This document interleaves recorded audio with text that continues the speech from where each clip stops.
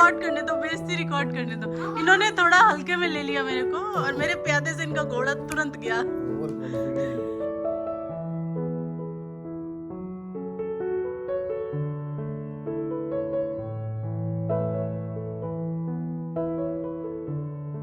सिद्धार्थ की चल रही है ऑनलाइन क्लासेस। रोज़ ये होता है कि कल स्कूल खुल रहा है, कल स्कूल खुल रहा है, और रात को मैसेज आ जाता है कि ऑनलाइन क्लास है। तो कल भी ऐसे ही हुआ। और ये कपड़ों का पहाड़ देखिए। कल रात में ना हम लोग, रात में ही मैं कहूँगी, हम 8 बजे निकले थे यहाँ से। ब्लैक कलर का एक ब्लेज़र उनको लेना था ना, तो फिर वो ऑफिस से आते हैं 8 बज जाते हैं, 8 सवा 8, तो 8:10 हो गया था उनको आते आते। हम नीचे ही गए और फिर वहाँ से उनका ब्लेज़र लेके आए, तो 11:15 बज गया था हमको घर आते आते। तो ये कई कपड़े पहन के चेंज कर करके देखे, और कुछ जो पहने हुए हैं सब ये चेयर पे लगे हुए हैं। तो रात तो कुछ कर नहीं पाई। अब ये सारे मैं जगह पे रखने जा रही हूँ फटाफट।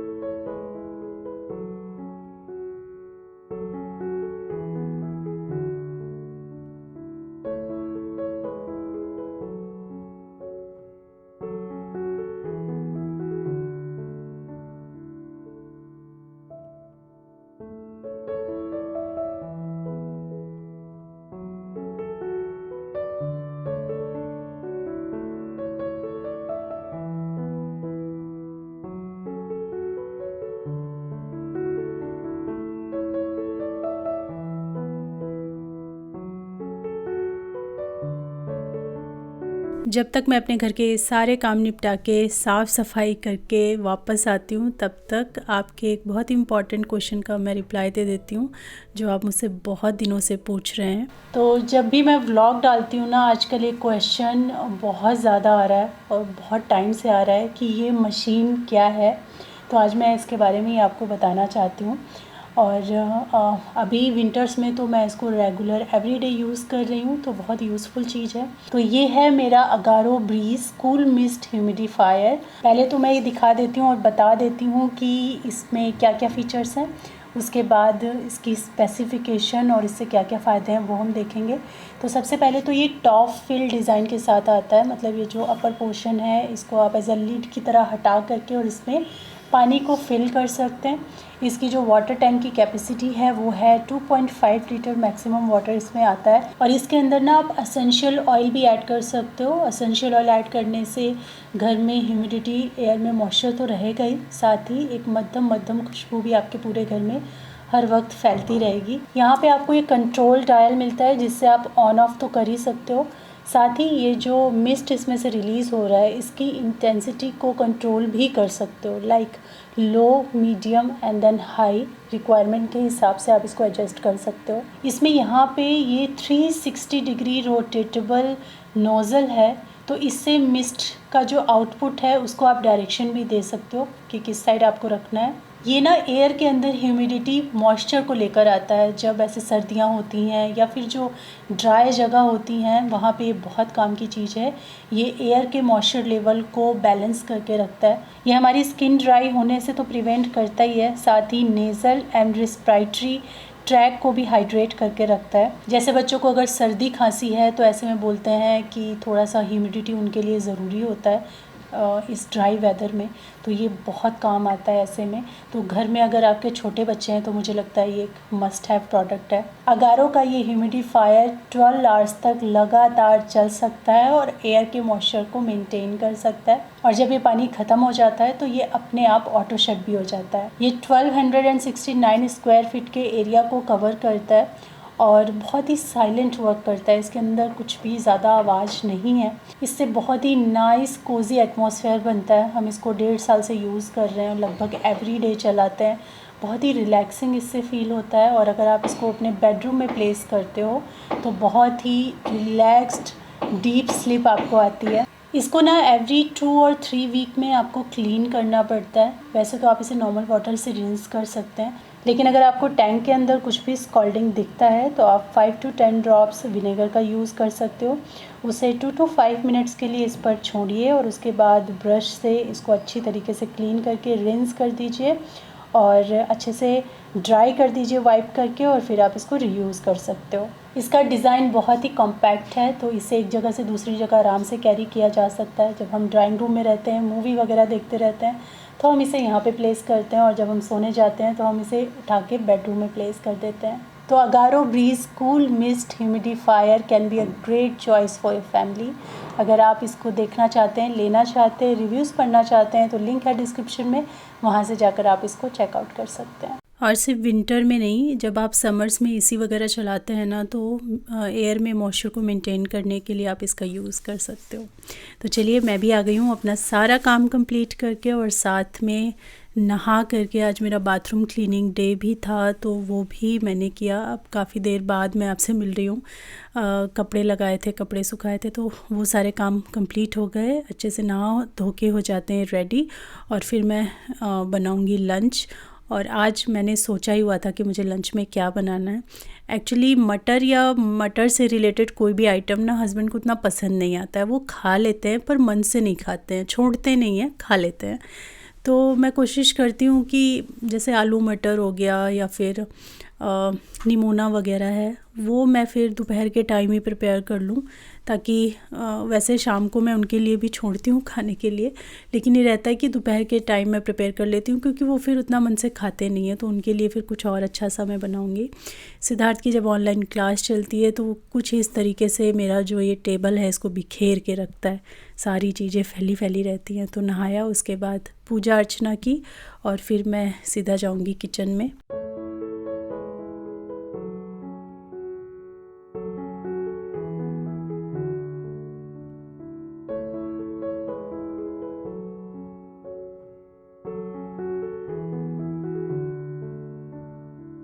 जिस दिन थोड़ी सी धूप सी रहती है ना, चाहे वो लेट ही क्यों ना निकले, मन में एक सुकून भी रहता है, और कहीं ना कहीं वेदर में हल्की सी गर्माहट, हल्का सा सुकून इस ठंड से आ ही जाता है। तो जिस दिन थोड़ा धूप रहती है, उस दिन मैं जूस बना देती हूँ सिद्ध के लिए, और मेरा मन अगर करता है तो मैं भी थोड़ा सा पी लेती हूँ। मुझे बहुत ज़्यादा फ्रूट जूसेस अलाउ नहीं है। मैं वेजिटेबल जूसेस वगैरह ले सकती हूँ, पर फ्रूट जूसेस थोड़ा कम अलाउ है मुझे। तो इसीलिए अभी मैंने सिद्ध के लिए ऑरेंज तो नहीं, ये किन्नू है ये, तो इनका जूस मैं बना के तैयार कर रही हूँ। अभी वेदर एकदम गर्म है, धूप अंदर तक आई हुई है बैल्कनी में, तो यहीं पे वो पी लेगा इसको, तो नुकसान नहीं करेगा।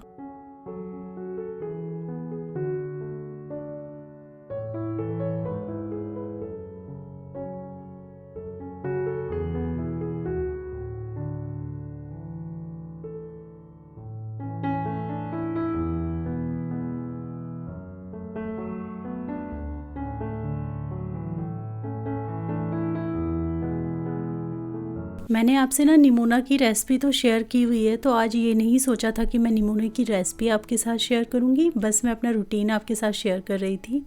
लेकिन जो ये रेसिपी निकल के आई, क्योंकि थोड़े बहुत मैंने इसमें चेंजेस किए, तो जो ये रेसिपी निकल के आई, इतनी स्वादिष्ट और इतनी अच्छी बनी थी कि मैं क्या बताऊँ। तो एकदम प्रॉपर तो नहीं है कि स्टेप बाय स्टेप मैंने दिखाया हो, लेकिन आप समझ जाओगे, क्योंकि निमोने की रेसिपी में बहुत ज़्यादा कुछ नहीं होता है। तो मैं बता देती हूँ आपको, आप एक बार इस तरीके से ट्राई ज़रूर करना। मैं 100% श्योर हूँ कि ये आपको बहुत अच्छा लगेगा, खाने में बहुत टेस्टी।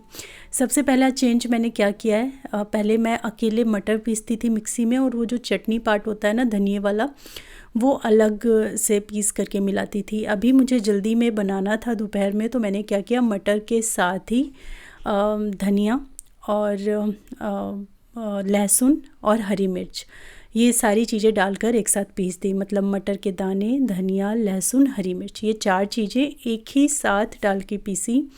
चेंज उसमें एक और ये था कि मैंने उसको दरदरा नहीं पीसा। जब भी आप निमोना की रेसिपी कहीं देखते हो, सुनते हो, या मैंने भी जो शेयर किया उसमें मैंने बोला मटर को हमेशा दरदरा पीसना है, दरदरा पीसना है। यहाँ पे मैंने उसको एकदम चटनी बना दिया, बहुत फ़ाइन पीस दिया। मुझे था कि मुझे एकदम पतली पतली सूपी दाल खाने का मन है, तो मैं इसको फाइनली पीस देती हूँ। तो सेकंड चेंज था ये कि मैंने उसको दरदरा ना पीस करके बिल्कुल फ़ाइन पीसा।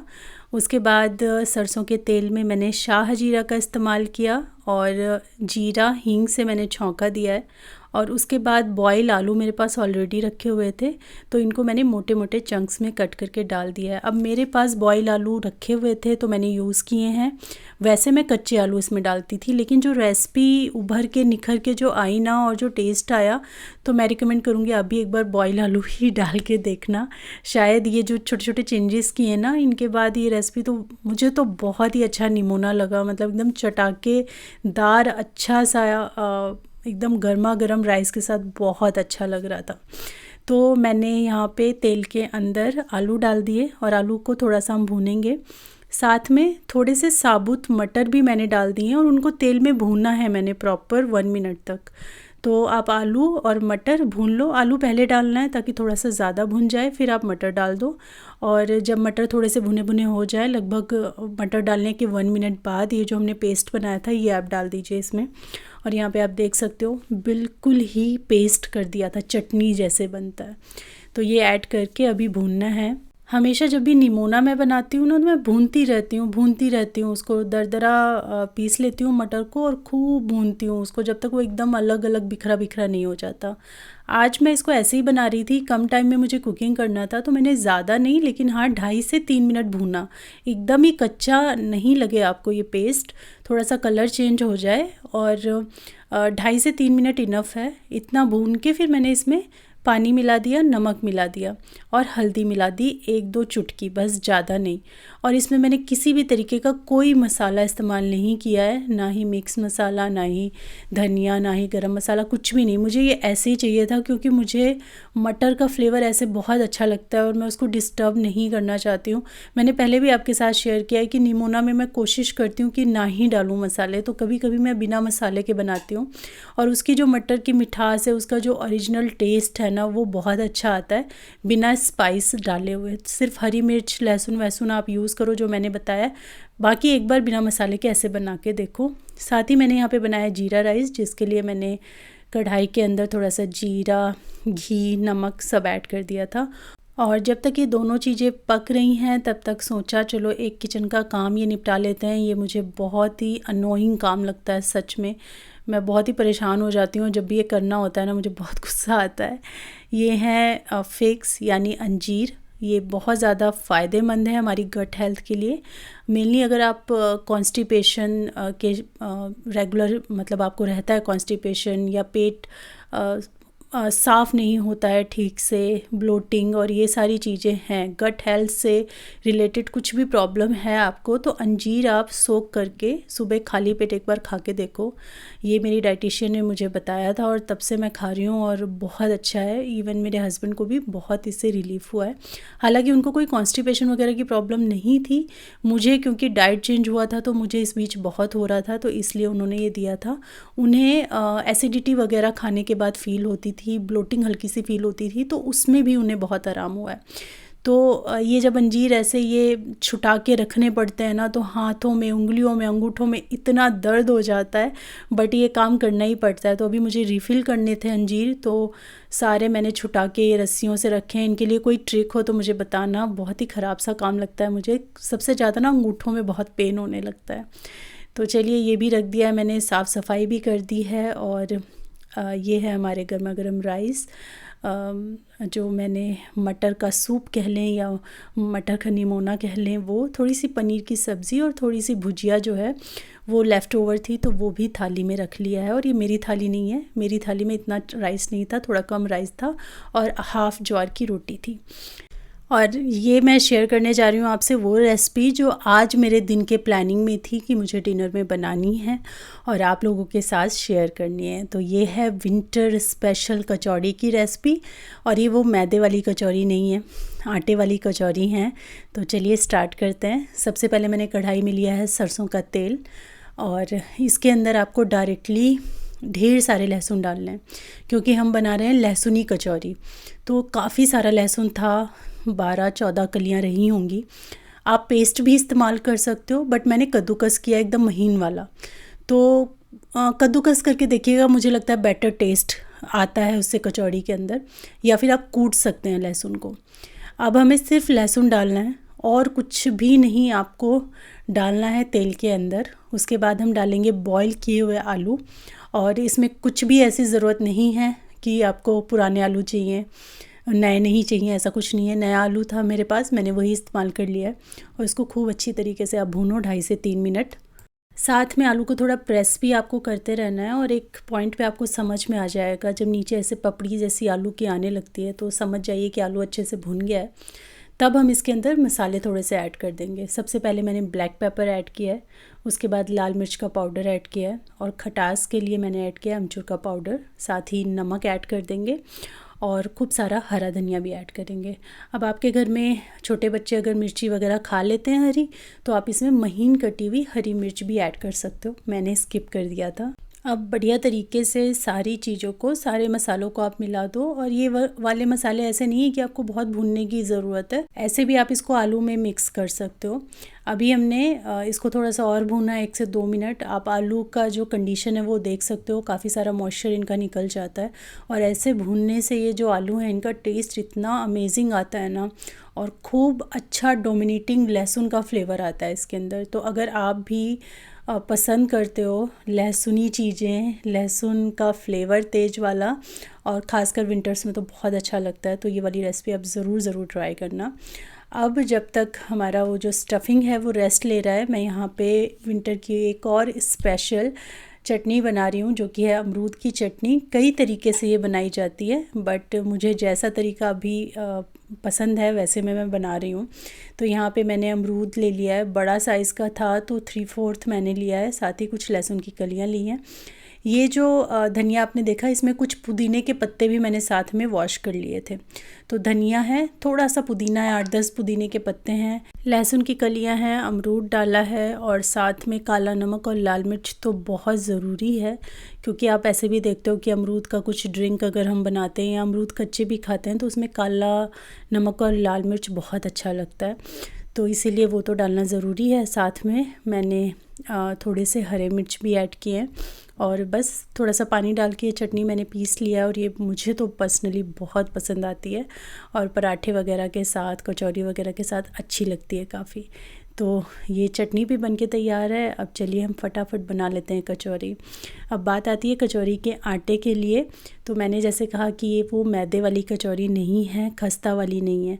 तो आटा आपको सिंपल जैसे आप गूँथते हो रोटी के लिए वैसे गूँथना है। बस उसमें एक्स्ट्रा क्या करना है, 1 चम्मच आप तेल डाल दो। बस ऐसा नहीं कि आपको वो वाला मोयन बनाना है मुट्ठी जिससे बंधे, वैसा मोयन नहीं। सिर्फ गूँथने में आप 1 चम्मच तेल डाल दो, नमक डाल दो। आटे के साथ आप थोड़ा सा लूज़ आटा ही लगाइएगा, टाइट नहीं होना चाहिए, अदरवाइज़ ये स्टफ़िंग भरने में थोड़ा सा दिक्कत आपको हो सकता है तो इसीलिए हल्का सा ढीला आटा आपको लगाना है, और ये स्टफ़िंग इसमें रख कर के हम बेल देंगे। और ये देखिए नए आलू हैं, उसके बावजूद एकदम फूली परफेक्ट कचौरियाँ बनेंगी, और बहुत अमेजिंग यमी ये कचौरी बहुत अच्छी लगती है खाने में। लहसुनी आलू की कचौरी मस्ट ट्राई रेसिपी है, ज़रूर इसको ट्राई कीजिएगा।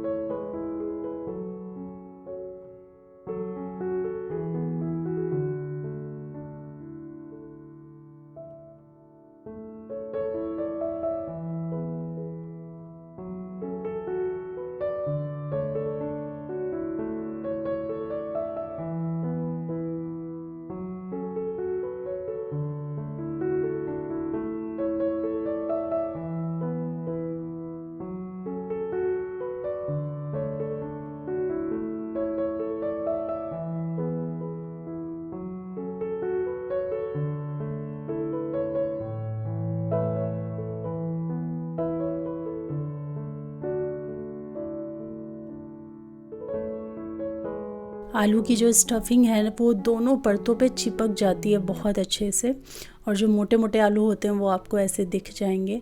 गर्मा गर्म कचौरी ऐसे चटनी के साथ या चाय के साथ भी आप खाते हो ना तो बहुत अमेजिंग लगती है ये। और खाना वाना कंप्लीट करने के बाद आजकल कुछ हमारी एक्टिविटी रहती है, या तो मूवी वगैरह देखते हैं, और आजकल जो टॉप पे चल रहा है वो है शतरंज का गेम।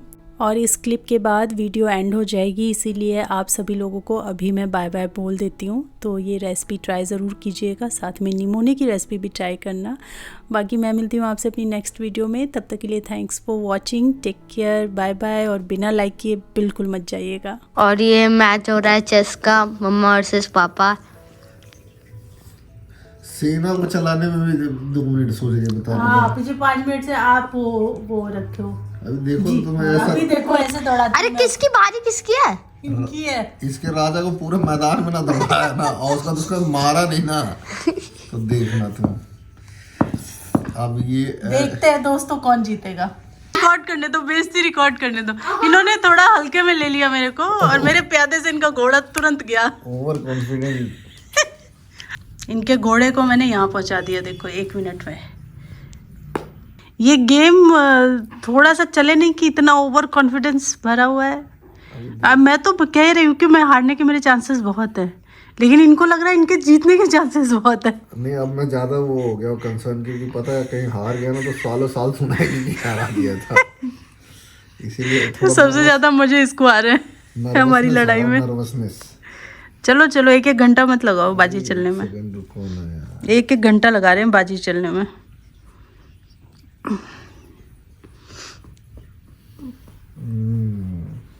दोनों घोड़े बेटे कैसे लग रहे हैं? कैसे लग रहे हैं बताओ? तो बता रहा हूँ कैसे लग रहा है। अब ईगो पे आ गया गेम। दिमाग से कम अब ईगो से खेलूंगा। Ego, attitude, self esteem. ये दोनों ऐसे कटे ना कि इनको पता ही नहीं लगा है। सेल्फ स्टीम, सबसे बड़ी बात ये है कि इनको पता ही नहीं लगा कि ये कटने वाले थे। ईगो, ये बड़े तुरंत खा बनते हैं कि मुझे बहुत अच्छी गेम आती है। चाहे मैं हार जाऊं लेकिन टक्कर जरूर दूंगी। कैसा लग रहा है आपको? वो टिप्पणी दोगे? क्या हुआ, टिप्पणियां बंद हो गई क्या? मुझे पता है इनका कलेजा थरथरा रहा है इस समय।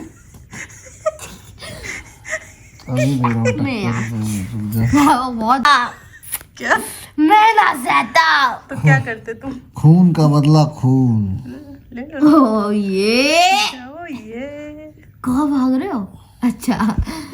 ओ बाप। अरे गेम अभी खत्म ही नहीं हो सकती। नहीं होगी गेम खत्म।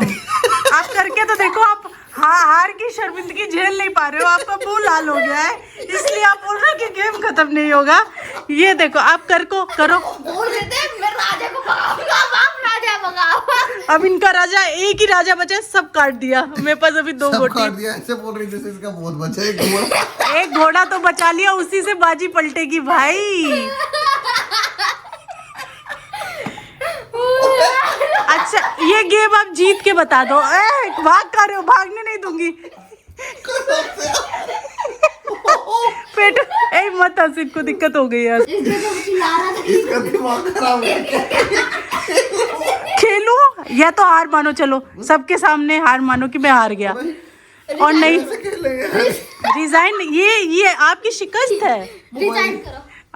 ये इन्होंने गेम की शुरू में बोला कि देखो इसका राजा, मैं पूरे फील्ड में इसका राजा दौड़ाऊंगा, और इनका राजा अकेला बचा, अब ये दौड़ता फिरेगा। कैसी लगी शिकस्त? अरे यार ऐसा बंद करो, मुझे भी खेलना है एक मैच। इनको बोलो ना अपना राजा भगाएं। पेट में दर्द हो गया। अबे यार तू रिजाइन कर दो। रिजाइन ही करेंगे, शिकस्त अपनी स्वीकार करो। बात रिजाइन हो जाए की नहीं, खत्म हो गया गेम। ये कोई खत्म हो नहीं, आप आ रहे हो। सच बताओ कौन आ रहा है? ये देखो, या तो आप रिजाइन करो या तो खेलो।